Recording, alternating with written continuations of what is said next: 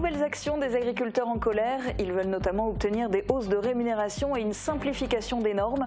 Pour faire pression sur le gouvernement, ils mènent des actions dans toute la France. Dans le secteur, cela se traduit surtout par des radars rendus aveugles. Une manière aussi de s'attirer la sympathie de l'opinion publique. Après la baguette, la viande bovine locale fait son entrée dans les cantines des collèges de Moselle. La démarche a été engagée en octobre dernier par le département. Elle s'est déjà concrétisée dans une quarantaine d'établissements scolaires. À Bitche, l'école maternelle des Remparts a été labellisée Parcours biculturel. La plaque a été dévoilée à l'occasion de l'anniversaire de la signature du traité de l'Élysée. La cérémonie était agrémentée d'un petit déjeuner à l'allemande et de chansons en français et en allemand. Des élèves de 4e du collège de Bitche vont tenter de décrocher le prix du gouverneur. C'est un concours pour sensibiliser les jeunes aux devoirs de mémoire. Les élèves du collège Jean-Jacques Kieffer ont choisi l'espace mémoire de Bitche comme lieu pour plancher sur la thématique de cette année, la libération de l'Est de la France en 1944. Des fils et des aiguilles, la créatrice Géraldine Glaube a installé son atelier à Sarralbe. Tapissier de métier, en parallèle de la confection de rideaux et de la réfection de fauteuils, elle donne des cours de couture. Pour la première fois, l'institution Sainte-Chrétienne-la-Salle à Sarreguemines a aussi participé aux Nuits de la lecture. De nombreux ateliers étaient proposés au grand public le temps d'une soirée. Bienvenue sur Mosaïque Cristal, émission un peu spéciale aujourd'hui car en public nous avons des jeunes visiteurs, ce sont les apprentis reporters du lycée Tessier de Bitche et ils ne se contentent pas d'observer, ils vont aussi participer. Leur porte-parole est mon invitée du jour, Liv Stave, et elle est accompagnée de la professeure documentaliste Candice Deroy qui chapeaute tout au long de l'année scolaire l'atelier apprentis reporters. Alors vous allez toutes les deux pouvoir tout nous expliquer tout à l'heure. Mais on va commencer avec l'actu. La colère des agriculteurs ne faiblit pas. Parmi leurs revendications, la hausse de leur rémunération, la simplification des normes environnementales, un meilleur accès à l'eau et le maintien de la détaxation du gasoil non routier. En début de semaine, ils ont mené plusieurs actions coup de poing, notamment dans le secteur. Pour manifester leur mécontentement, une cinquantaine de jeunes agriculteurs ont démonté les barrières de péage de l'A4 à Saint-Avold. Le but était de démonter et non de casser. C'était le cas dans les deux sens de circulation, ce qui a permis aux automobilistes de passer sans payer. En parallèle de cette manœuvre, hier, d'autres jeunes agriculteurs se sont dirigés vers plusieurs radars sur les réseaux routiers pour les rendre inopérants. Ils les ont recouverts de pneus de tracteur, notamment sur la départementale 674. Dans le pays de Bitche aussi, les radars ont été rendus aveugles, comme celui à côté de Haute-Villers ou encore au niveau de la Fromule. Plusieurs messages ont été inscrits. On vous évite des PV, évitez-nous la faillite, ou encore on fait ça pour vous, soyez avec nous. Le mouvement de grogne prend de l'ampleur au niveau national. Malgré le drame qui a coûté la vie à une agricultrice et à sa fille sur un barrage routier dans l'Ariège, de nouvelles actions de mobilisation des agriculteurs sont à prévoir. De nombreux messages de soutien de la population fleurissent sur les réseaux sociaux. Et le soutien pourrait aussi venir des collectivités. Après la baguette, c'est la viande bovine mosellane qui s'invite sur les tables des cantines scolaires des collèges du département. Cette démarche a été actée en octobre 2023 avec la signature d'un marché d'approvisionnement en viande bovine de proximité. Aujourd'hui, une quarantaine d'établissements scolaires de Moselle sont alimentés en viande, comme le collège de la Millière à Thionville. Reportage d'Emma Facchetti. Ce midi à la cantine, c'est bœuf bourguignon. Mais pas n'importe lequel, puisque dans les assiettes de ces 250 collégiens, il y a uniquement de la viande bovine mosellane Label Rouge. Elle est meilleure, plus tendre, elle a plus de goût, elle est plus goûtue. Et je trouve que c'est important que la viande elle soit produite localement et que ça fait marcher les commerces du coin. Elle est plus juteuse, elle est vraiment meilleure. On sent vraiment une vraie différence par rapport à celle de l'année dernière. L'objectif de la démarche, proposer de la viande de qualité issue de circuits courts. Nous avons passé un marché avec Charal et avec l'objectif, là aussi, c'est que toute la viande bovine qui sera livrée dans nos collèges soit de la viande produite par des agriculteurs mosellans. Donc des bêtes qui sont nées, qui ont été abattues, qui sont transformées ici en Moselle. Pour le moment, sur les 71 restaurants scolaires des collèges, 2/3 sont alimentés chaque semaine par de la viande bovine mosellane. D'ici la fin de l'année scolaire, 100% des restaurants seront approvisionnés, de quoi conforter les éleveurs qui voient déjà plus loin. C'est le début. Ce qui serait bien, c'est que cette démarche puisse impulser une autre. Donc conforter sur les EHPAD, après sur les lycées et puis toute la restauration collective. Le département est en discussion concertation avec la Chambre d'agriculture de la Moselle pour étendre cette démarche à d'autres denrées telles que les légumes. Comme chaque année, des écoles primaires du territoire célèbrent la signature du traité de l'Élysée du 22 janvier 1963. Mardi matin, l'école maternelle des Remparts à Bitche en a profité pour fêter sa labellisation biculturelle. Elle compte 63 élèves dans les 3 niveaux de maternelle. Au programme, des chansons multilingues et un petit déjeuner allemand. Reportage d'Émilie Azil. Fromage, saucisson, tomates et jus de fruits, voilà le menu du petit déjeuner allemand qu'ont pris ses enfants à l'école hier matin. L'école des Remparts de Bitche a profité de l'anniversaire du traité de l'Élysée pour dévoiler la plaque de sa labellisation Parcours culturel en langue allemande. Donc ce label a été remis à l'école maternelle des Remparts, qui est biculturelle. À partir de la rentrée prochaine, l'école élémentaire sera également biculturelle parce qu'on va faire une fusion entre les 2 écoles. Pour dévoiler cette plaque était présent le président de la communauté de communes du Pays de Bitche, un représentant du maire de Bitche, le directeur de l'école Goutzer et la directrice Samia Hank. Pour une enseignante et la directrice que je suis, c'est une fierté. Je suis heureuse que le travail de nos élèves et de l'équipe pédagogique soit valorisé. Et le but, c'est de progresser, de faire encore plus de choses dans les projets allemands, par exemple. Pour l'événement, les enfants ont chanté des chansons en français et en allemand, apprises durant l'année scolaire.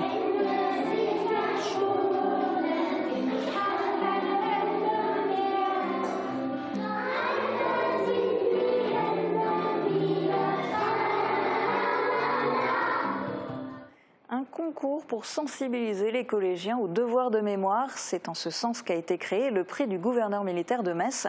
Pour la seconde fois, le collège Jean-Jacques Kieffer de Bitche y participe. Après avoir travaillé sur l'ouvrage du Simserhof l'an dernier, des élèves de 4e se sont cette fois rendus à l'espace mémoire de Bitche. Reportage de Marie-Morgane Pires. Ce sac à pain, il vient de Bitche et c'est vraiment, quand je disais souvent que les Allemands ont manqué de tout, tu vois, ils avaient plus de munitions, plus de médicaments, plus de nourriture, et en fin de compte, ce sac à pain c'était hyper précieux parce que c'est là-dedans qu'ils avaient toujours de quoi s'alimenter. Michel Klein est aux anges. Le collège Jean-Jacques Kieffer a fait appel à lui pour sa participation au prix du gouverneur militaire de Metz.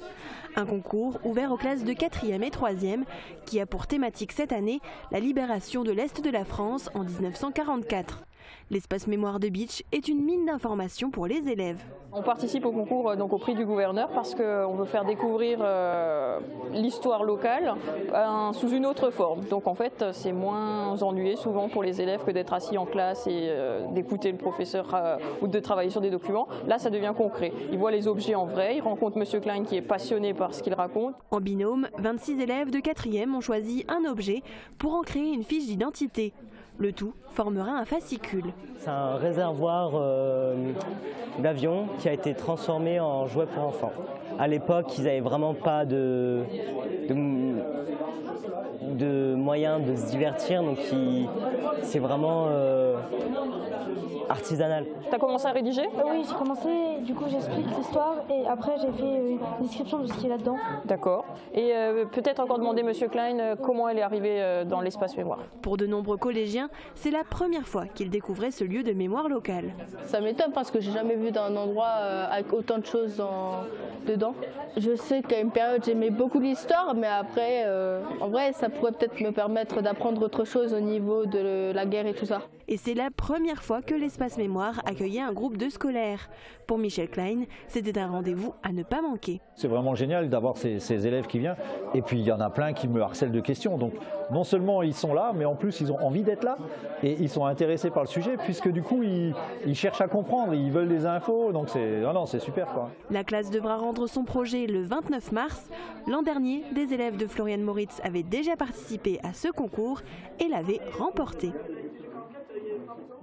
Demain est un jour de grève dans l'éducation nationale. Les enseignants dénoncent l'inclusion scolaire systématique et le manque de moyens qui y sont alloués. Selon les communes, un service minimum est mis en place pour accueillir les écoliers dont les enseignants sont absents. Ce sera le cas demain à Sarreguemines. Les enfants concernés seront accueillis à l'école maternelle de la Montagne Supérieure. Le service éducation de la ville de Sarreguemines se tient à la disposition des parents au 03 87 28 60 17. Partons maintenant à la rencontre d'une créatrice installée depuis 2 ans à Sarralbe.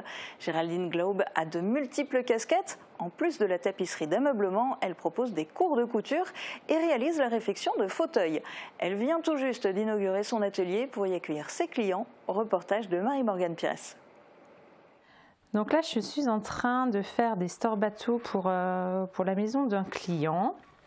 Donc c'est un voilage en métis, lin, coton et polyester. Géraldine Glaub baigne dans le monde de la couture et du textile depuis de nombreuses années. En 2008, elle se forme aux côtés de son beau-père à la confection de rideaux. Lorsqu'elle crée son entreprise des fils et des aiguilles, c'est alors une spécialité qu'elle propose à ses clients. Son credo, consommer de manière responsable en donnant une seconde vie aux objets. C'est avec ce même état d'esprit qu'il y a 1 an, elle a ajouté une nouvelle corde à son arc, la réfection de fauteuils en garniture traditionnelle. C'est un cabriolet de style Louis XV qui a été complètement restauré. Toute la garniture a été refaite, donc en garniture traditionnelle. Et là, j'ai appointé le tissu et je m'apprête à remplir le tissu comme sur l'avant pour pouvoir faire la pose de clous décoratifs. En plus de ses confections, ce qui tient à cœur à Géraldine, c'est la transmission. Elle propose des cours individuels et collectifs de couture aux particuliers et aux étudiants. C'est quelque chose que j'affectionne énormément, transmettre, partager mon savoir-faire, mes connaissances techniques et mon expérience professionnelle aussi, qui m'apporte également des petits conseils pour la confection qu'on ne peut pas avoir si on n'a pas travaillé dans ce domaine-là. Depuis le 15 janvier, elle a décidé d'ouvrir son atelier à son domicile à Sarralbe pour accueillir les clients et les élèves pour les cours. Les gens peuvent voir aussi où je travaille, comment je travaille. Il y a souvent des choses en cours, des rideaux en cours, des sièges en cours. Ça leur permet d'apprécier la qualité de mon travail, de voir si ça répond aussi à leurs attentes, à leurs envies, à leurs contraintes. Elle y proposera notamment son nouveau cours, la réalisation d'un pouf en garniture traditionnelle. Cette méthode emploie des matériaux naturels comme le crin et la toile de jute, toujours dans le but de réduire l'impact sur l'environnement. Les nuits de la lecture, on en a déjà parlé ces derniers jours dans nos émissions. C'est une manifestation proposée par le ministère de la Culture. Pour la première fois, l'institution Sainte-Chrétienne-la-Salle à Sarreguemines a décidé d'organiser elle aussi un événement. Hier soir, une 40aine d'élèves ont proposé plusieurs ateliers. Marie-Morgane Pires y a participé. Just got it from Prince John this morning. Remember, rob the rich to feed the poor. De l'anglais au latin, crepitante, quiconia rostro, en passant par l'espagnol. Es de esta manera que su padre y madre eran señores y caciques. Des élèves de tous les niveaux de l'institution Sainte-Chrétienne-la-Salle se sont retrouvés hier soir dans leur établissement pour participer aux Nuits de la lecture. Un événement national qu'a voulu rejoindre une partie de l'équipe pédagogique. Aux côtés des professeurs de français et de langue, on retrouvait des enseignants de mathématiques, histoire, arts plastiques ou encore physique-chimie. Ici, les élèves ont créé des illustrations et des œuvres à partir de textes sur la thématique de la science et de la fiction. Là, on pouvait participer à une lecture de textes en espagnol pour les comparer avec des textes qu'on peut retrouver dans les livres d'histoire français. Sur les tablettes, on pouvait découvrir des productions d'élèves en option théâtre. Au fond, des lycéens ont pris en charge les plus petits pour une lecture intergénérationnelle. Une maman canne attendait l'éclosion de ses œufs. Soudain, les coquilles se mirent à craquer. Cet événement était ouvert à l'ensemble des élèves de l'établissement et à leurs familles. Les concerts de poche, c'est un événement présent sur notre arrondissement depuis 4 ans. C'est une association qui a pour objectif d'amener la musique classique dans les territoires ruraux. Hier soir à Zétain, un duo original était présent. Extrait.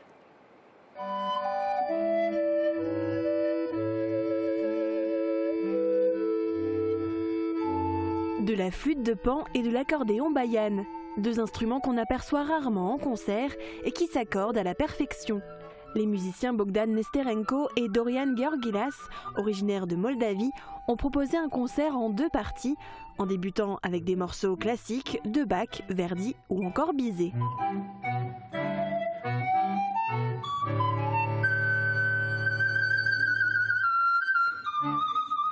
Pour finir avec des morceaux de la musique traditionnelle roumaine.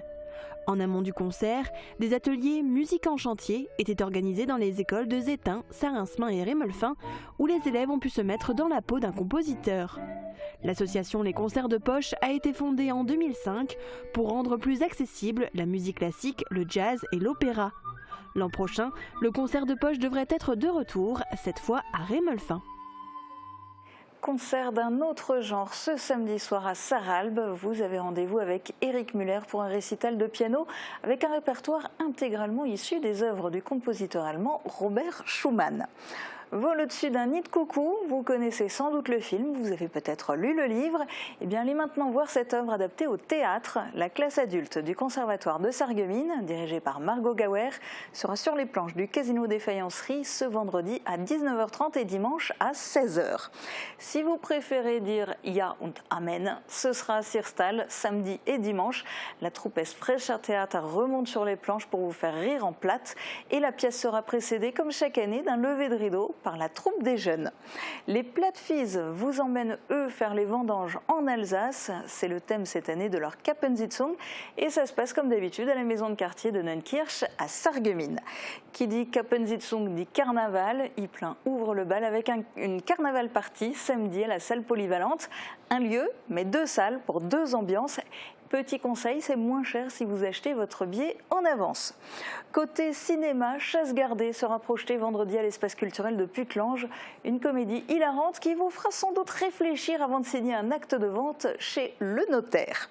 Ce week-end, c'est le premier anniversaire des projections de films sur grand écran à Bitche.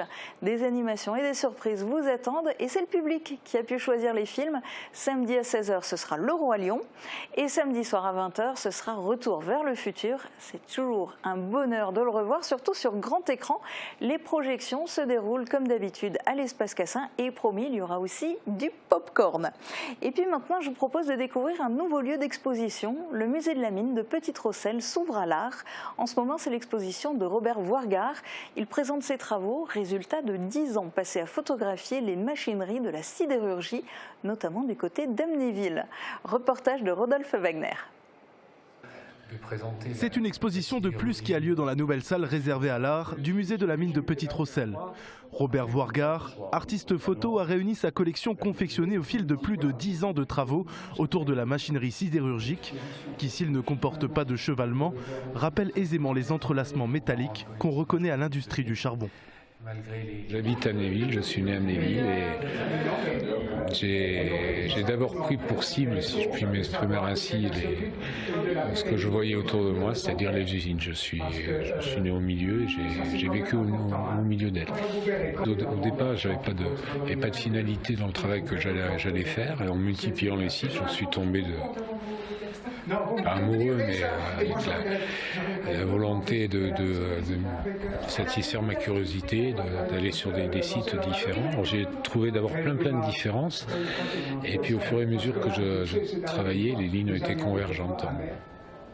Les équipes du musée et leur président, Robert Haar, tiennent à ce que la culture graphique vienne prendre place aux côtés de la culture historique du musée, rendant ainsi possible de nouvelles collaborations artistiques, comme l'expo Usine en ce moment.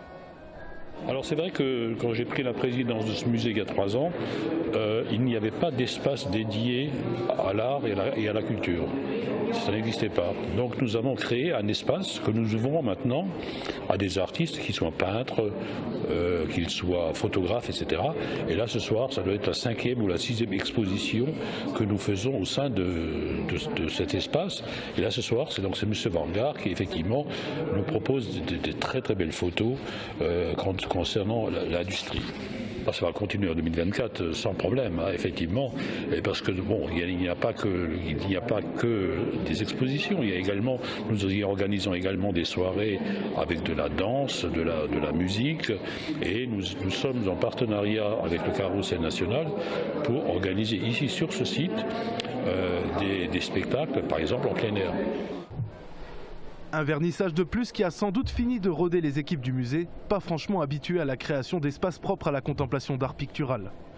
Maintenant que la machine est lancée, il faudra se tenir sur le qui-vive pour ce qui est des futures expositions et des nouveautés qui arriveront cette année, comme annoncé par le président lors de la cérémonie des vœux qui accompagnait ce vernissage. Dans Dans un instant, on va en savoir plus sur nos apprentis reporters. On regarde d'abord les prévisions de Météo France pour demain. La rénovation de vos façades avec Modern Habitat allie esthétique et une résistance garantie à toutes les intempéries.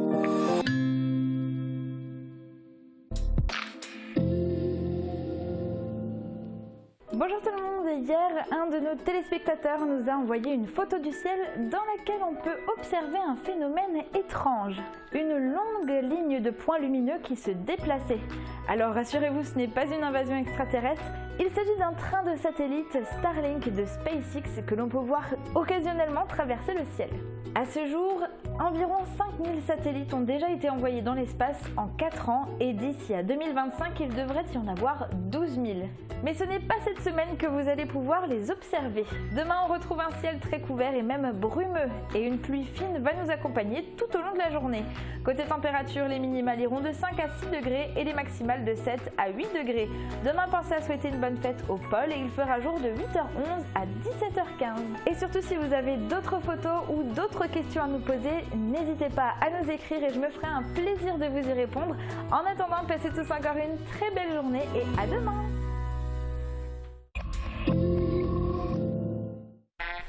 Grâce à mes appareils auditifs connectés, plus rien ne m'échappe à la télé. Les aides auditives nouvelle génération se connectent à différents accessoires.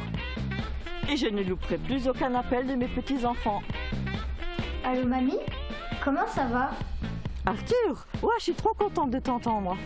Avec la connexion Bluetooth, vous pouvez recevoir directement vos appels téléphoniques dans vos appareils auditifs pour une conversation plus claire.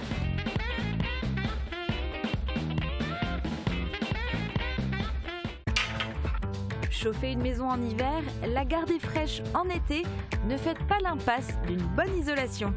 Pour vos travaux, faites confiance à Modern Habitat. Les équipes ont un savoir-faire maintes fois éprouvé. Les produits utilisés sont haut de gamme. Vous bénéficiez d'une prestation de conseil pointue et chaque client devient un client satisfait. Avec Modern Habitat, vous misez sur la confiance et la qualité.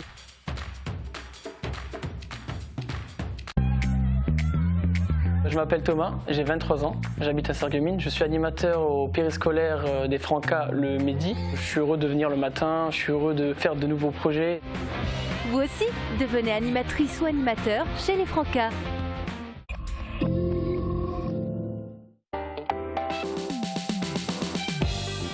BCP, chasseur à pied, l'aventure d'une vie, c'est le titre de ce nouveau numéro de Polygone. Vie quotidienne des militaires à Beach et en OPEX, tradition du bataillon, recrutement, vie de famille. On fait le point sur les spécificités du 16 avec plusieurs invités qui vont se succéder sur ce plateau. Une émission à découvrir vendredi sur Mosaïque Cristal. Vous les avez entreaperçus en début d'émission, on a des visiteurs avec nous dans cette émission depuis le début. Et ce sont les apprentis reporters du lycée Tessier. Alors Liv, tu es un petit peu leur porte-parole aujourd'hui, tu fais partie de ces apprentis reporters. Je voudrais que tu nous expliques en quoi ça consiste. Donc chaque semaine, on a 1 heure où on va passer à élaborer des projets, on va faire des reportages par rapport à la vie du lycée. On va faire des petits articles. On a publié notre première émission au plateau il n'y a pas si longtemps. On fait des petits reportages, on essaie d'informer au maximum, que ce soit les parents, les professeurs ou les élèves, de ce qui se passe dans notre lycée. C'est beaucoup de choses en seulement 1 heure par semaine. En fait, vous ne faites pas tout pendant cette heure-là, vous faites des choses en dehors, je suppose. Oui, énormément. On fait tout le montage en dehors. On va faire forcément tout ce qui est filmé. On va aussi le faire en dehors puisque les événements ne se passent pas toujours à notre convenance quand on veut. Donc on va les filmer en dehors. On va prendre beaucoup de temps sur notre emploi du temps. On passe énormément d'heures en dehors des cours à faire ça. C'est un vrai investissement. Oui, de l'investissement personnel, parce qu'il s'agit de votre temps personnel, on est bien d'accord, vous n'avez pas le droit de sécher des cours pour aller faire des reportages pour le lycée. Alors, quand l'atelier apprenti reporter, est-ce que vous savez, il existe depuis quand au lycée Tessier ? Alors, l'apprenti reporter, tel que les élèves là le connaissent, c'est seulement depuis cette année. Parce qu'en fait, moi, je suis arrivée au lycée au moment du Covid et de la réforme du lycée. Avant, il existait un dispositif qui s'appelait Littérature et Société, donc je sais que mon collègue Fabrice Vurpillot et Carole Rimlinger animaient cet enseignement d'exploration dans lequel il y avait des médias. À ce moment-là, on était plutôt sur la web radio. Et quand je suis arrivée, en fait, M. Vurpillot avait lancé la Web TV. Donc c'est à partir de là qu'on a basculé de la radio à la télé. Avec M. Vurpillot, on a décidé de mettre en place tout d'abord la classe média. Donc c'était le dispositif apprenti-reporter, mais imposé à une classe. Donc on a fait ça pendant 2 années. Et en fait, là, l'option apprenti-reporter a émergé à l'issue d'une concertation pour le dossier Notre école, faisons-la ensemble. Voilà. Donc du coup, il n'y a plus de classe média, ou il y en a quand même encore? Non, maintenant, c'est vraiment une option. Oui, donc vraiment que ce soit sur la base du volontariat. Voilà. Donc, ils sont tous volontaires. Tout à fait. Est-ce qu'ils sont suffisamment nombreux, trop nombreux? Est-ce que vous avez dû refuser du monde? Comment ça s'est passé au départ? Alors, au départ, on a fait une communication au mois de juin auprès des écoles du collège, du secteur. Alors, parfois, l'information a été transmise voilà, dans les temps. D'autres fois, on s'est pris un petit peu tardivement parce qu'en fait, on a su vraiment au dernier moment qu'on allait pouvoir ouvrir cette option-là cette année. Donc, à vrai dire, au départ, on n'avait que 3 candidatures qui respectaient vraiment voilà, ce qu'on s'était dit qu'on mettrait en place pour recruter, à savoir une lettre de motivation, un dossier avec le bulletin scolaire. Et arrivé à la rentrée, on s'est aperçu qu'il y avait d'autres élèves qui étaient intéressés mais qui n'avaient pas eu l'information ou qui n'avaient pas forcément eu envie de faire toute la démarche de rédiger une lettre de motivation. Et donc on a refait un recrutement à la rentrée auprès des élèves de seconde. Donc on a eu 6 élèves, puis après 10, et puis là maintenant on est à 12 élèves dans cette option apprenti-reporter. Ce qui est déjà beaucoup. Hein. Pour une première année, oui, c'est vraiment une belle réussite. Alors Liv, raconte-nous un petit peu toi, pourquoi tu as voulu intégrer cet atelier? Comme l'a dit Madame Deroy, de base, tous les élèves qui font partie de l'option n'étaient pas inscrits, donc moi y compris. Et au début d'année, quand j'ai vu qu'ils nous ont déjà un petit peu plus parlé, je me suis dit que j'allais aller à la première réunion d'information et ça avait l'air très intéressant, donc j'ai décidé que ça pouvait m'aider, que ça soit comme prise de parole, que ça soit au niveau technique ou même pour Parcoursup, pouvait être intéressant de le mettre, donc maintenant je fais et c'est très bien. Bon, au niveau prise de parole, je pense que c'est pas mal là. Hein. On le voit dans l'interview, tu as bien été désigné porte-parole et c'est pas pour rien. Alors raconte-nous du coup, depuis la rentrée, tu disais vous avez déjà fait plein de choses. Qu'est-ce qui te plaît le plus là-dedans? Je dirais, j'ai beaucoup aimé tourner l'émission Plateau parce que c'est très intéressant de voir que c'est voir l'envers du décor des vraies émissions. C'était quoi ton rôle là-dedans? Moi, j'avais été présentatrice avec Mao, donc on avait présenté un peu comme vous maintenant. C'est ça, on avait également incorporé des petits reportages comme Homme de Cristal. On avait un peu copié. Ouais, un vrai JT quoi. On s'était inspiré des vrais. Ok. Bon, et alors aujourd'hui, vous avez visité Mosaïque Cristal. Alors c'est une visite rapide hein, parce que forcément vous arrivez un peu en milieu de matinée, juste avant le direct, etc. Qu'est-ce que vous avez vu? Raconte-nous, Liv. On a vu un peu tout. On a vu vraiment l'envers du décor. On a vu comment est-ce qu'on filme, les différentes caméras. Maintenant, on a vu la cuisine, on a vu le maquillage, les différents rôles et les différentes personnes qui les occupent. Candice, elle a tout dit?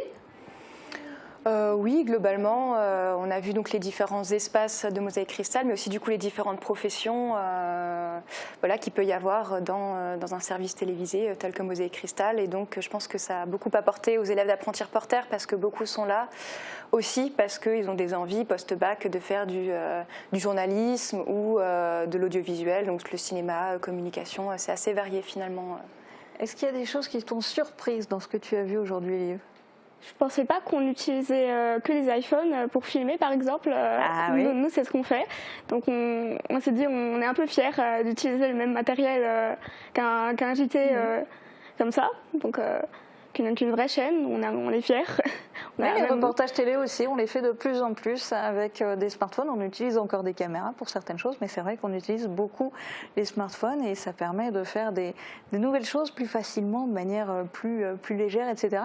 Alors vous, jusqu'à la fin de l'année, ça va être quoi la suite du programme? Et après la seconde, il se passe quoi? Ils peuvent continuer cet atelier? Alors justement, c'est en réflexion, parce que là, on l'a lancé en seconde, on voulait voir ce que ça donnait. On aimerait bien qu'il se passe quelque chose quand même en première terminale. Après, on ne sait pas sous quel format, parce qu'il y a aussi la contrainte des emplois du temps. Malheureusement, en première terminale, avec les choix de spécialité, les emplois du temps deviennent un peu plus contraignants pour ajouter des options. Donc ça, il va y avoir une réunion demain soir, justement, notre école Faisons-la ensemble, pour qu'on réfléchisse à la suite du dispositif. Et là, par contre, pour cette année, la suite du programme, on va les lancer sur... autant là, ils étaient sur la forme. Là, on va leur faire travailler sur le contenu. Donc, journalisme de solution, journalisme d'investigation. Et ensuite, vaste programme, oui, tout à fait. Parce qu'ils sont quand même qu'en seconde. Hein. Tout à fait, oui. Alors, on le fait à notre échelle, hein, bien évidemment, mais pour qu'ils se rendent compte qu'il y a des choses qu'on peut couvrir sur du temps court, donc de l'événementiel, et il y a des choses qu'on couvre sur du temps long. Donc le journalisme d'investigation, ça demande du temps et ça demande vraiment de réfléchir à qui je vais interroger, qu'est-ce que je vais demander, confronter les différentes sources, être vraiment dans une démarche journalistique en fait. Et c'est top parce que du coup, vous commencez à former ceux qui seront peut-être nos prochaines futures recrues. Liv, est-ce que tu as déjà une idée, toi, de ce que tu voudrais faire comme métier? Oui, je voudrais pas travailler dans l'audiovisuel, je voudrais être diplomate. Oh, ok. Mais effectivement, la prise de parole, ça te sera utile. Bon, et ben en tout cas, merci beaucoup à toutes les deux d'être venues témoigner en direct sur Mosaïque Cristal. En plus, sous les yeux de tout l'atelier des apprentis reporters du lycée Tessier. Je sais que c'est pas facile. Et bravo à vous tous, parce que alors vous avez été mais d'un silence incroyable. On vous a pas entendu. C'était parfait. Merci beaucoup. Bonne continuation à tous. À bientôt et très bonne journée à tous.